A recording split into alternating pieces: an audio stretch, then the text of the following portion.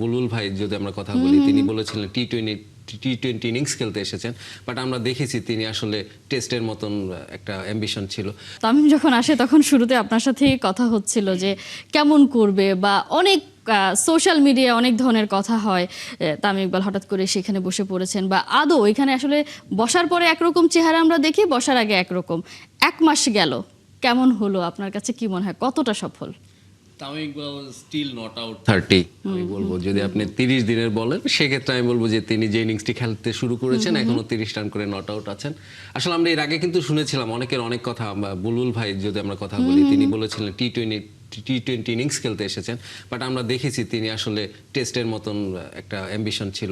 তো যেটা হয়েছে তামিম ইকবালের ক্ষেত্রে, আপনি যেটা আপনার রিপোর্টে বললেন যে ইমেজ সংকট ছিল, সেই ইমেজ পুনরুদ্ধারের একটা দায়িত্ব নিয়ে তিনি এসেছেন। এবং আমি মনে করি এই 30 দিনে তিনি যেটা করেছেন যে কিছু কিছু ক্ষেত্রে এমন মানে স্পিডি কিছু কাজ করেছেন, এই যে আমাদের যে ফাইলের যে জটিলতাগুলো থাকে সেটা তিনি ছুটিয়েছেন। তো আমার মনে হয় যে সব মিলিয়ে তার যে 3টি লক্ষ্য আসলে ছিল, 3টি কাজ তার ছিল, সেটা হলো যে ঢাকা ক্রিকেট লিগ মাঠে গড়ানো, সেটাতে তিনি সফল। মানে ক্রিকেটারদের আস্থায় আনতে পেরেছেন, ক্লাব কর্মকর্তাদের আস্থায় আনতে পেরেছেন, এটা একটি বড় সাফল্য আমি বলবো তামিম ইকবালের জন্য।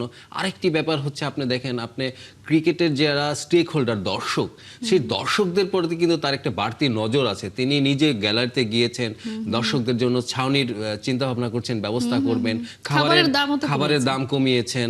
এবং আমরা যেটা দেখেছি যে টিকিটের টাকাও বৃষ্টির কারণে ফেরত দেওয়া হয়েছে। সবকিছু মিলে দর্শক ফ্রেন্ডলি। আমার যেটা সবচেয়ে বেশি ভালো লেগেছে যে মাঠে যে দর্শক আসছে, মানে এই যে ব্যাপারটা, এটা কিন্তু আসলে বোর্ডের একটা ভূমিকা আছে আমি জানি, যে দর্শকদেরও একটা আস্থা আনতে পেরেছে। সেই ক্ষেত্রে আপনি দেখেন ক্লাব কর্মকর্তা, ক্রিকেটার, দর্শক সবার আস্থা একটু তিনি আনতে পেরেছেন। এই আস্থাটাই আসলে জরুরি ছিল। এবং পরবর্তীতে যদি আমরা বলি যে তার যে আরেকটি কাজ, নির্বাচনের কথা বললেন, পরবর্তী 60 ডেজ কিংবা 30 ডেজ তামিমের মূল চ্যালেঞ্জ হবে এই আপনার নির্বাচনটা গ্রহণযোগ্য, সবার কাছে গ্রহণযোগ্য করা। তাই মনে করি যে তামিম তার মতোই ছুটছে আর কি ওপেনিংয়ে।